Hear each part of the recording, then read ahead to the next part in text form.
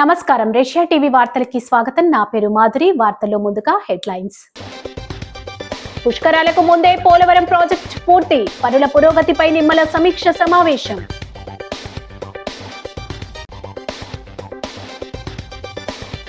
జనవరి 18న ఖమ్మంలో భారీ బహిరంగ సభ. సిపిఐ రాష్ట్ర కార్యదర్శి గుజ్జల ఈశ్వరయ్య.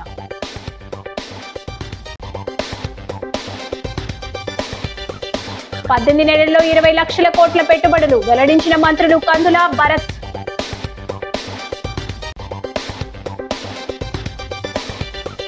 $25 లక్షలతో అగ్నిమాపక కేంద్రం శంకుస్థాపన చేసిన ఎమ్మెల్యే గోరంట్ల. లాల చెరువులో డీడీఓ కార్యాలయం ప్రారంభం. ప్రజలకు జవాబుదారీతనం పెంచుతామన్న కలెక్టర్. ఇక డీటెయిల్స్ చూస్తే, ఆంధ్రుల జీవనాడి రాష్ట్ర ప్రజలకు వరం. పోలవరం ప్రాజెక్టును ముందుగా నిర్ణయించిన గడువు 2027 డిసెంబర్ కన్నా ముందుగానే అదే ఏడాది జరిగే గోదావరి పుష్కరాలు నాటికే పూర్తి చేయాలని రాష్ట్ర జల వనరుల శాఖ మంత్రి నిమ్మల రామానాయుడు అధికారులను ఆదేశించారు. పోలవరం ప్రాజెక్టు పనులను పురోగతిని ఆయన క్షేత్రస్థాయిలో పరిశీలించారు. ఈ సందర్భంగా అక్కడే ఏర్పాటు చేసిన సమీక్ష సమావేశంలో ఆయన మాట్లాడారు. ముఖ్యమంత్రి చంద్రబాబు నాయుడు సూచనల మేరకు పవిత్ర గోదావరి పుష్కరాల నాటికి పోలవరం ప్రాజెక్టు పూర్తి చేసి జాతికి అంకితం చేసే విధంగా అధికారులు, ఇంజనీరింగ్ నిపుణులు, నిర్మాణ ఏజెన్సీలు మరింత చురుగ్గా పనిచేయాలని సూచించారు. ప్రాజెక్టు పరిధిలోని గ్యాప్ 1లో ప్రధాన డ్యాం రాక్ ఫిల్లింగ్ పనులు, గ్యాప్ 2లో డయాఫ్రామ్ వాల్ నిర్మాణ పనులు, కుడి కాలువ అనుసంధానం పనుల్లో భాగంగా జంట సొరంగాల్లో జరుగుతున్న క్లిష్టమైన లైనింగ్ పనులను మంత్రి స్వయంగా పరిశీలించి వివరాలు అడిగి తెలుసుకున్నారు. ఇరిగేషన్ అడ్వైజర్ ఎం వెంకటేశ్వరరావు, ఆర్&ఆర్ commissioner Prashanti, Eluru JC M J Abhishek Gowda, project administrator V Abhishek, ENC Narasimhamurthy, Megha engineering COO Angara Satish Babu, project general manager Gangadhar తదితరులు పాల్గొన్నారు.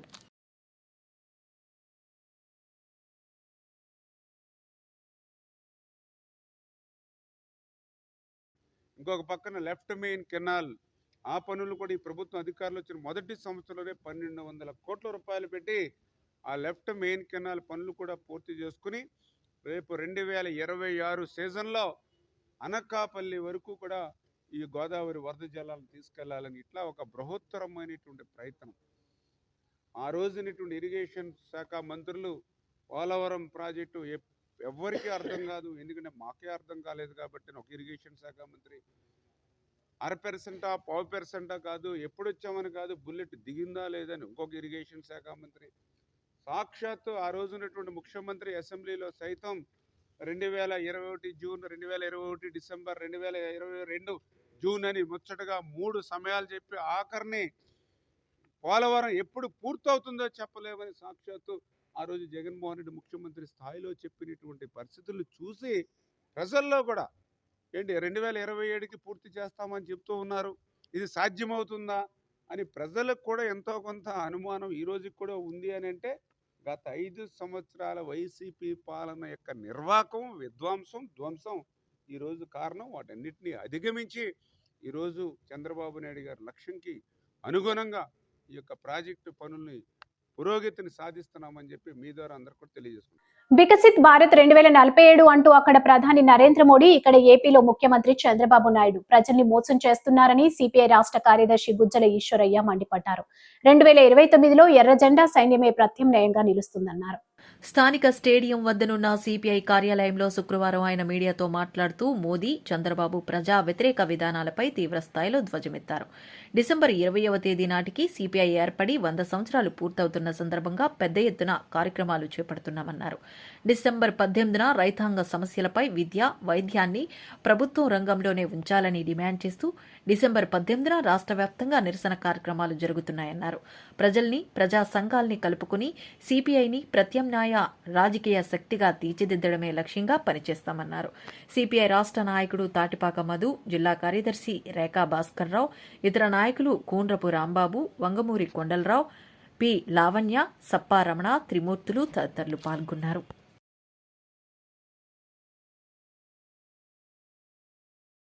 భారత కమ్యూనిస్టు పార్టీ సిపిఐ భారతదేశంలో ఆవిర్భవించి రేపు డిసెంబర్ 26కు 100 సంవత్సరాలు పూర్తి చేసుకుంటున్నటువంటి నేపథ్యంలో ఈ దేశ సామాజిక, ఆర్థిక, రాజకీయ, సాంస్కృతిక పునరుజ్జీవనోద్యమం పైన కమ్యూనిస్టు పార్టీ ఉద్యమం చాలా ప్రధానమైనటువంటి పాత్ర పోషించి సామాజిక హక్కుల సాధనలో భారత రాజ్యాంగం ఇచ్చినటువంటి హక్కులు అమలు పరిచేటువంటి పోరాటంలో సిపిఐ ఈ దేశ ప్రజానికానికి విశేషమైనటువంటి త్యాగాలు, కృషిని చేసింది.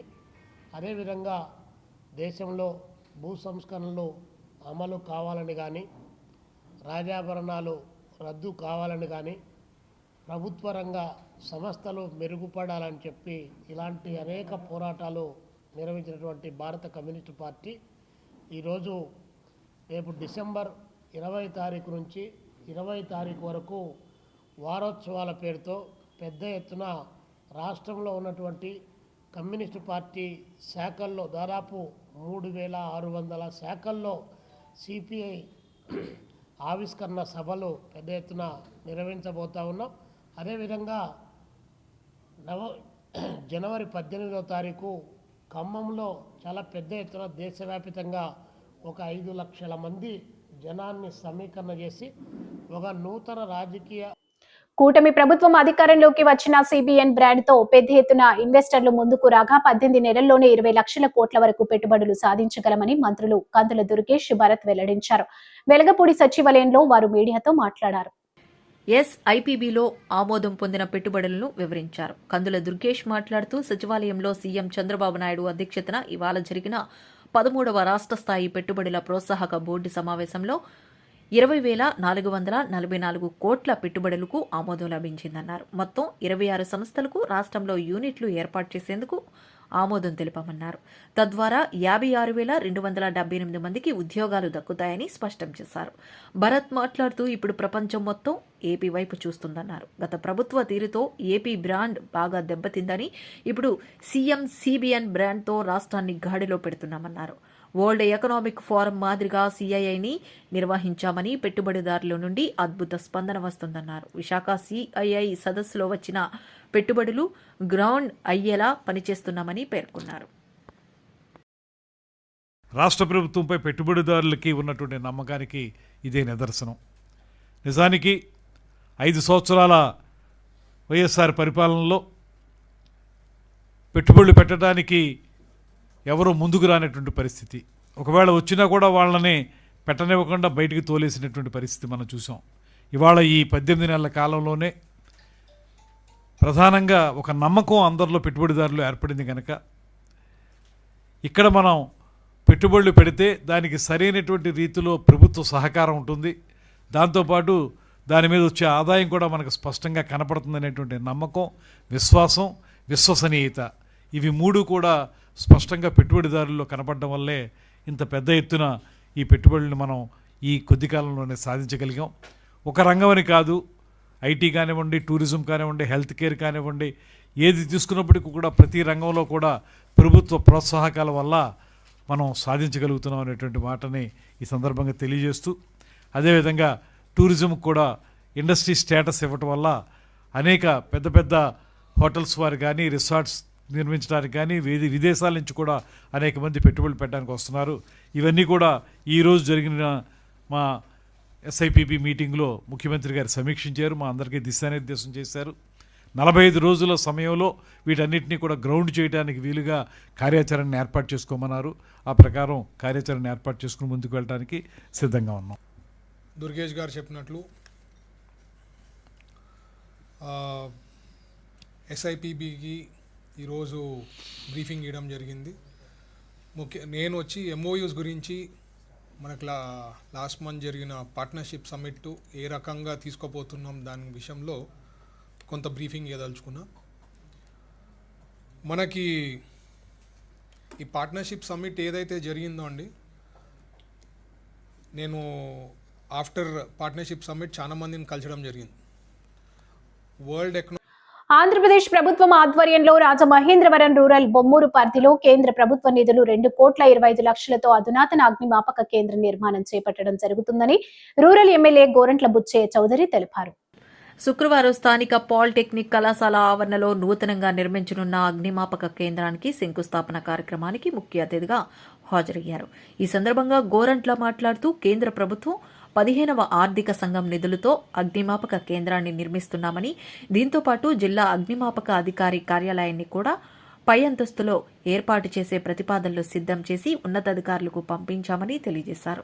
రాజమహేంద్రవరం పరిసర ప్రాంతాల్లో అగ్ని ప్రమాద నివారణ చర్యలను బలోపేతం చేస్తూ అవసరమైన అగ్నిమాపక పరికరాలు, యంత్రాలను సమకూర్చుకున్నామని పేర్కొన్నారు.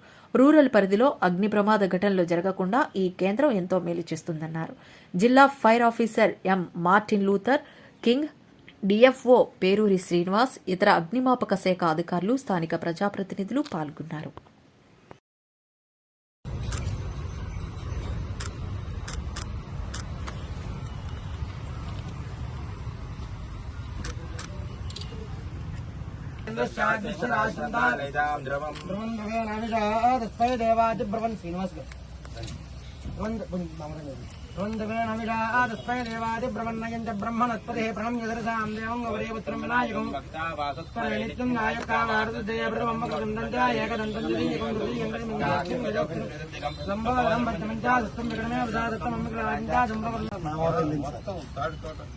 सम्राजं जवराजं जावृत्नेर्याजनो गृहे लक्ष्मीराजपुर्यां केतयामासुकं सुन्दरतीर्थो समस्तमङ्गलानि भवन्तु नित्यश्रीस्तु नित्यमङ्गलानि भवन्तु निराजनानन्तरं समर्पयामि नमस्करोमि गोविन्द सर्वकार्यदिग्विजयिता सर्वकार्यदिग्विजयिता परसिद्धिरस्तु ఆంధ్రప్రదేశ్లో అగ్నిమాపక శాఖ ద్వారా కేంద్ర ప్రభుత్వ నిధులతోటి 2,25,00,000 రూపాయలతో అధునాతన ఫైర్ స్టేషన్ నిర్మాణం జరుగుతోంది. ఇక్కడ దానికి వాళ్ళ శంకుస్థాపన చేశాం.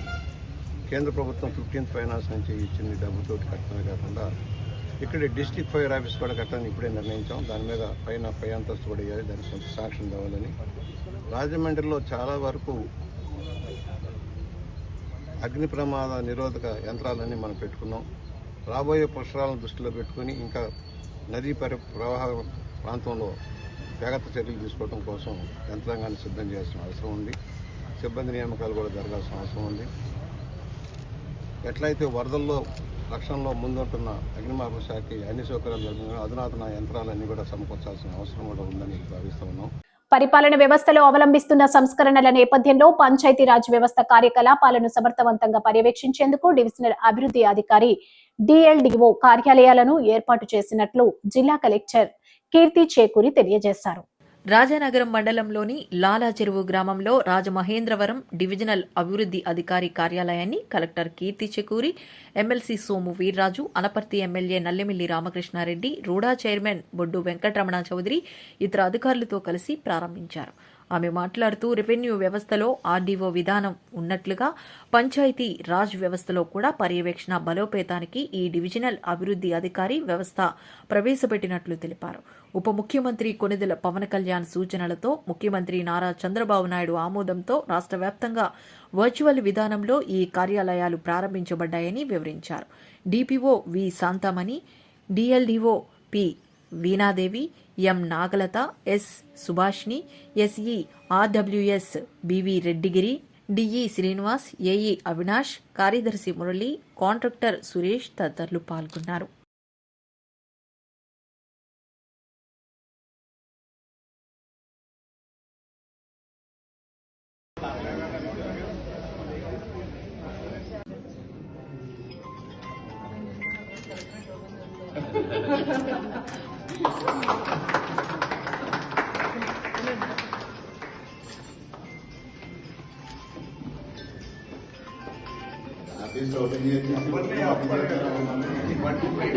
From NRCS is not a big issue.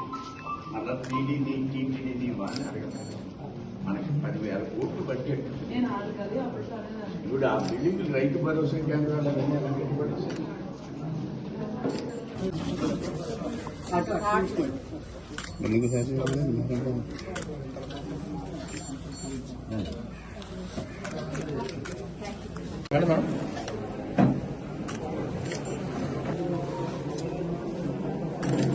ఎన్నాళ్ళు చేశారు? 3 months.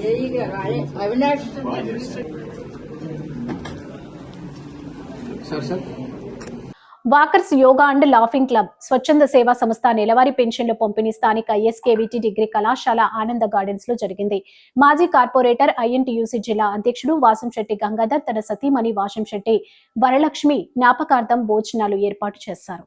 క్లబ్ అధ్యక్ష కార్యదర్శులు సనపతి వీరవెంకట సత్యనారాయణ, గుబ్బల గంగాభవాని, క్లబ్ వ్యవస్థాపకులు పామర్తి గోపాలరావు, కోశాధికారి ఉప్పలూరి కాశీ విశ్వనాథం, సూరపరెడ్డి తాతారావు తదితరులు కందుకూరి దంపతులతో పాటు వరలక్ష్మి చిత్రపటానికి పూలమాలలు వేసి నివాళులర్పించారు. వాకర్స్ యోగా లాఫింగ్ క్లబ్ చేస్తున్న సేవా కార్యక్రమాలను ప్రశంసించారు. తమకు సహాయ సహకారాలు అందిస్తున్న దాతలకు కృతజ్ఞతలు తెలిపారు. ప్రముఖ దేవాలయాలకు డైరెక్టర్లుగా ఎంపికైన తోట కిరణ్, ప్రెసిడెంట్ సనపతి సత్యబాబు, గంగాభవానికి చిరు సత్కారం చేశారు. క్లబ్ ప్రతినిధులు వాసంశెట్టి గంగాధర్ కుటుంబ సభ్యులు వృద్ధులకు పింఛన్లు అందజేసిన తర్వాత భోజనాలు వడ్డించారు. ప్రతి ఏటా డిసెంబర్ 5వ తేదీన ఈ కార్యక్రమాన్ని నిరంతరాయంగా కొనసాగిస్తానని వాసంశెట్టి వెల్లడించారు. ఈ కార్యక్రమంలో రొక్కం అప్పారావు, కేతా సత్యనారాయణమూర్తి, కేతా వరలక్ష్మి, కేతా భాస్కర్రావు, లక్ష్మి, ఆదిలక్ష్మి, ప్రమీల, గణేష్, గీసాల బాపూజీ, సప్ప ఆదినారాయణ, రేగుళ్ల నాని, బిల్డర్ చిన్న తదితరులు పాల్గొన్నారు. నేను మీకు చెప్పక్కర్లేదు, కానీ నా మనసులోని మాట చెప్పాల్సినటువంటి అవసరం. ఇవాళ ఏదైనా స్వచ్ఛంద సేవా సంస్థలు ఉన్నాయనంటే, ఆ సంస్థలు మనుగడ సాగిస్తున్నాయనంటే ఆ సంస్థ యొక్క వ్యవస్థాపకుడి యొక్క మనస్తత్వం మీద ఆధారపడి ఉంటుంది. ఈ రూపాయి ఈ సంస్థకి ఇస్తే ఖచ్చితంగా అది వినియోగం అవుతుంది, అది ఎవరికైతే ఉద్దేశించామో వాళ్ళకి వెళ్తుంది అనేటువంటి ఆలోచన ఉంటే మాత్రమే దాత కూడా ఆ విరాళం ఇవ్వడానికి ముందుకు వస్తాడు. లేకపోతే ఎవరు కూడా ముందుకు రారు. ఎందుకంటే ఇవాళ ఇంత పెద్ద ప్రతి నెల పింఛన్ ఇస్తూ క్రమం తప్పకుండా, అలాగే కరోనా సమయంలో కూడా మరి చేదోడు వాదోడుగా ఉన్నటువంటి ఈ సంస్థకి ప్రత్యేకమైనటువంటి వారికి, వారి భార్య గారికి, ఈ కమిటీ సభ్యులకి అందరికీ కూడా పేరు పేరున నమస్కరిస్తూ, దరిదాపు 2021లో నా భార్య మరి శివైక్యం చెందింది. ఆ తర్వాత నుంచి 22, 23, 24, 25 దాదాపు 4 సంవత్సరాల నుంచి డిసెంబర్ 5నే చనిపోవడం జరిగింది. అందుకని ఆ తారీఖు కూడా నాకు బాగా ఇదైంది కదా అని చెప్పేసి ఈ సంస్థతో నేను చేసుకుంటూ, ఈ మధ్యకాలంలో మా అబ్బాయి మణిశంకర్ కూడా ఇక్కడ ఎవరికో ఇవ్వాలి అని అంటే కూడా చేసినటువంటి సందర్భం కూడా ఉంది. మాస్టారు స్థాపించి రేపు 26కి డిసెంబర్ 26కి 15 సంవత్సరాలు అవుతున్నది. అలాగే ఏదో ఈ 15 పీపుల్ మీడియా ఫ్యాక్టరీ నిర్మించిన మోగ్లీ చిత్రంలో ప్రేమలోని నూతన కోణాన్ని చూపించబోతున్నట్లు చిత్ర హీరో రోషన్ కనకాల తెలిపారు. రాజమండ్రి కేఫ్ లో ప్రమోషన్లలో భాగంగా చిత్ర యూనిట్ మీడియా సమావేశం ఏర్పాటు చేశారు. ఈ సందర్భంగా రోషన్ మాట్లాడుతూ, మా మోగ్లీ సినిమా ఒక యూనిక్ ఫిలిం. ఒక సాధారణ యువకుడిగా నేను నా పాత్ర కోసం చాలా పరిశోధన చేశాను. ఈ కథ ప్రేక్షకులను వారి మొదటి ప్రేమ జ్ఞాపకాలకు తీసుకెళ్తుందన్నారు. ముఖ్యంగా దర్శకుడు సందీప్ రాజ్ విజన్కు ధన్యవాదాలు. ఈ సినిమా విజయంపై మేము చాలా నమ్మకంతో ఉన్నాము. ప్రతి ఒక్కరూ థియేటర్లో చూసి మంచి సినిమాను ఆదరించాలని కోరారు. కథ చాలా డిఫరెంట్గా ఉంటుంది. ఓ కొత్త ప్రేమ కథని అందరూ చూడబోతున్నారు. విశాఖపట్నం, పాడేరు, పార్వతీపురం, దీని చుట్టూ ఉన్న ఏరియాలోనే ఎక్కువ షూటింగ్ జరిగింది. ఈ సినిమాలో హర్ష కామెడీ, కాలభైరవ మ్యూజిక్ హైలైట్గా నిలుస్తాయన్నారు. హీరోయిన్ సాక్షి, కమెడియన్ హర్ష చెముడు మాట్లాడారు. అందరికీ కూడా స్వాగతం, సుస్వాగతం. డైరెక్టర్గా అండ్ కలర్ఫుల్గా సినిమా చేశారు. అంటే ఈ ప్రతి సినిమాలో మాకు యాజ్ అన్ యాక్టర్ నాకు అన్ని చేయాలని ఉంటుందండి, ఎమోషనల్ అన్ని చేయాలని ఉంటుంది. అన్ని సినిమా మీరందరూ పెద్ద మనసు చేసుకొని డిసెంబర్ 12 మా సినిమా వస్తుంది, థియేటర్స్కి వెళ్ళి మీరు కూడా వెళ్ళి చూస్తారు అని మీరు అందరికీ చెప్తారని నమ్ముతున్నాను. ఈ సినిమాని చాలా ప్రేమతో, చాలా ఇష్టపడి, చాలా కష్టంతో చేసామండి. కష్టం అనను ఎందుకంటే చాలా ఇష్టపడ్డాం కాబట్టి అది కష్టంలాగా అనిపించలేదు. బట్ సందీప్ కానీ, సాక్షి కానీ, మా డిఓపి కానీ, తర్వాత హర్ష కానీ, బండి సరోజ్ గారు కానీ, తర్వాత ఇంకా చాలామంది, భైరవ, కాలభైరవ, అందరం కూడా ఈ సినిమాని చాలా గట్టిగా నమ్ముకొని ఉన్నాం. మా జీవితాలు ఇక్కడి నుంచి ఏమైనా మారుతాయని కోరుకుంటున్నాము. హర్షది కూడా ఇందాక అడిగినట్టు కామెడీ మాత్రమే కాదండి, ఈ సినిమాలో హర్ష ఇంకొక వేరియేషన్ని కూడా చూపించేటట్టు సందీప్ కూడా రాశాడు. నాకు జనరల్గా అనిపిస్తూ ఉంటుంది, మన తెలుగు సినిమాల్లో ఫ్రెండ్ క్యారెక్టర్ ఉంటే ఏదో పక్కన పడేస్తూ ఉంటారు, అలా నాకు ఎప్పుడు అనిపించేది అలాగా, ఎందుకు అలా రాసేవాళ్ళు అనేది. ఈ సినిమాలో సందీప్ దాన్ని చాలా అద్భుతంగా రాశాడు. చాలా మంచి క్యారెక్టర్ని సందీప్ హర్ష కూడా ఇచ్చాడు. అది కూడా చాలా. నమస్కారం, నా పేరు Sakshi Madholkar. Thank you so much for being here. మీ ప్రెజెన్స్ కోసం it's really special to all of us. ఇది నా first cinema. Mowgli December 12th థియేటర్స్లో రిలీజ్ అవుతుంది. మీ బ్లెస్సింగ్స్ కావాలి, మీ లవ్ కావాలి, and thank you so much.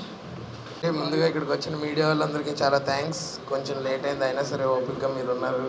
మీకే ఫస్ట్ థ్యాంక్స్ చెప్పాలి, ఎందుకంటే మేము ఇక్కడ చేసిన సినిమాల్ని, దాని కంటెంట్ని ఫస్ట్ జనాల వరకు తీసుకెళ్ళిన మీడియం మీరే, కాబట్టి ముందు మీ అందరికీ thank you so much. And అలాగే వైజాగ్లో మా ప్రమోషనల్ టూర్ స్టార్ట్ చేసి ఇప్పుడు నెక్స్ట్ ఎక్కడికి అనే డిస్కషన్ వచ్చినప్పుడు మన గోదావరి జిల్లాలో, అందులో ఎస్పెషలీ రాజమండ్రి వాళ్ళు మన సినిమాలకి ఇచ్చే ఇంట్రెస్ట్ కానీ ప్యాషన్ కానీ చాలా డిఫరెంట్ అండి. నేను చిన్నప్పటి నుంచి ఎప్పుడైనా సమ్మర్ హాలిడేస్కి అది ఇక్కడికి వచ్చినప్పుడు ఖచ్చితంగా ఇక్కడ నుంచి ఒక సినిమా చూసి వెళ్ళే వాళ్ళం. అంత ఇష్టంగా చూస్తారు, అంత ఎంకరేజ్ చేస్తారు సినిమాలను మన రాజమండ్రి వాళ్ళు. ఇప్పుడే ISTS కాలేజ్ నుంచి వస్తున్నాం, అక్కడ కూడా అద్భుతంగా రిసీవ్ చేసుకున్నారు స్టూడెంట్స్. సో మా ఋషిపీఠం చారిటబుల్ ట్రస్ట్ ఆధ్వర్యంలో ఈ నెల 27వ తేదీ నుంచి 2025 జనవరి 25వ తేదీ వరకు 60 రోజుల పాటు శ్రీ వేద వ్యాస ప్రణీత శ్రీ మహాభారత ప్రవచన యజ్ఞాన్ని రాజమహేంద్రవరం టీ నగర్ లో ఉన్న హిందూ సమాజంలో నిర్వహిస్తున్నారు. వాచస్పతి సమన్వయ సరస్వతి ప్రవచన విరించి సద్గురు బ్రహ్మశ్రీ సామవేదం షణ్ముఖ శర్మ శ్రీ మహాభారతంలో ముఖ్యమైన ఘట్టాలను కళ్లకు కట్టినట్టు వివరిస్తున్నారు. మహాభారతంలో ఉండే సారాన్ని తెలుసుకోవడం ద్వారా ప్రతి ఒక్కరూ వ్యక్తిగతంగా అభివృద్ధి సాధించాలన్న ఆకాంక్షను వ్యక్తం చేశారు. 60 రోజుల పాటు ఈ మహాయజ్ఞాన్ని చేపట్టిన ఋషిపీఠం నిర్వాహకులను అభినందించారు. ప్రతిరోజు సాయంత్రం 6:30 నుంచి 8:30 వరకు జరిగే ఈ కార్యక్రమానికి అందరూ హాజరై మహాభారత చరిత్రను క్షుణ్ణంగా తెలుసుకోవాలని కోరారు. ఋషిపీఠం ట్రస్ట్ నిర్వాహకులు doctor TV Narayana Rao, P Chandrasekhar, Madepalli Suryanarayana, Vinjamuri Srinivas, Shanmukha Pratibha తదితరులు పాల్గొన్నారు. క్లియర్ అయిపోయావు, బాగుంది కదా. అదే సహనం, నిందించిన వాడు ఏమైనా పుణ్యాలు చేస్తుంటాడు కదా, అవన్నీ పరుషంగా ఎవరికైనా పనికొస్తాయి.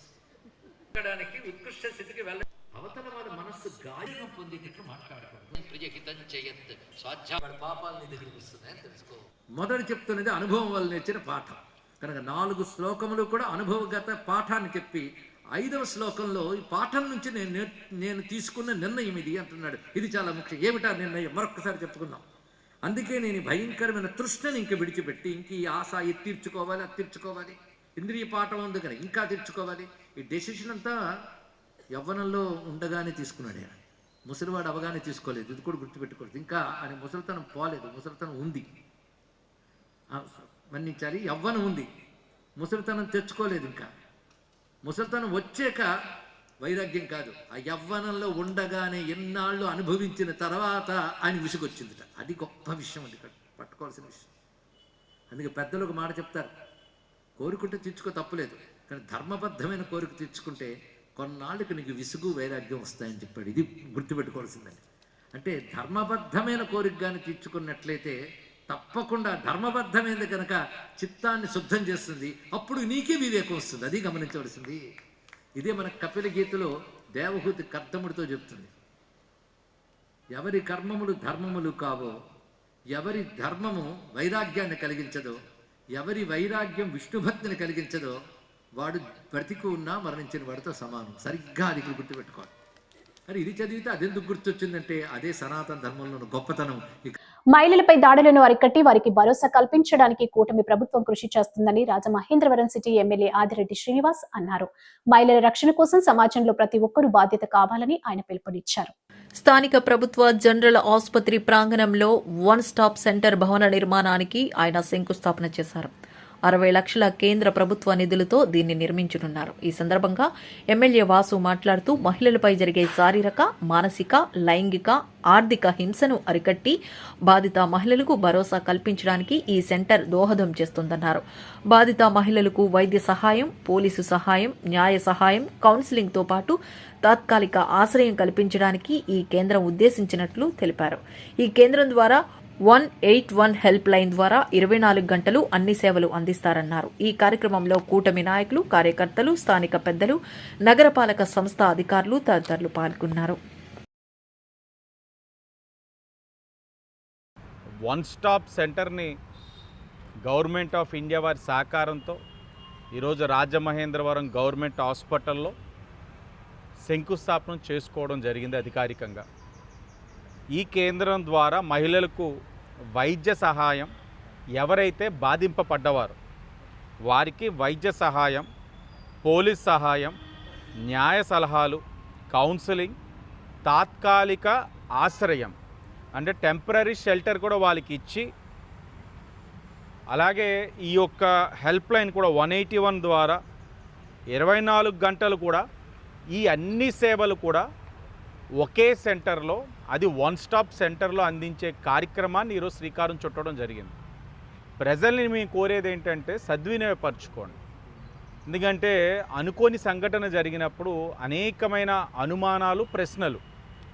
మెడికల్గా ఇక్కడికి వెళ్తాం, లీగల్గా ఎక్కడికి వెళ్ళాలి, లీగల్గా వెళ్ళిన తర్వాత ఈ సమస్య వచ్చిందే, మనం వెంటనే ఇంటికి వెళ్ళలేము కదా, ఏంటి ఈ హాస్పిటల్లోని ఎక్కడ ఉండాలి, ఇవన్నీ వచ్చిన అనుమానాలన్నిటికీ కూడా సమాధానం వన్ స్టాప్ సెంటర్.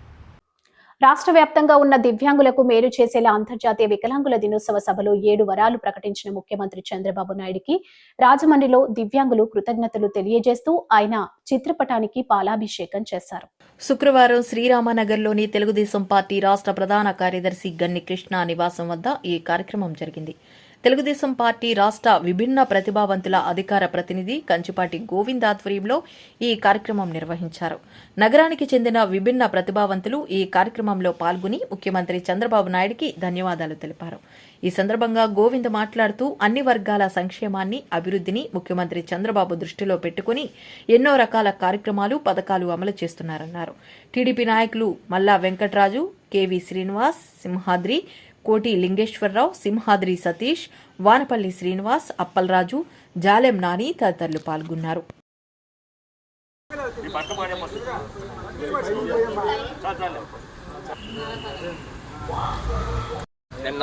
నిన్నటి రోజున అంతర్జాతీయ వికలాంగుల దినోత్సవ రోజున ఎన్డీఏ కూటమిలో ఉన్నటువంటి గౌరవ ముఖ్యమంత్రి వర్యులు శ్రీ నారా చంద్రబాబు నాయుడు గారు మా దివ్యాంగుల కొరకు 7 వరాలు ప్రకటించడం జరిగింది.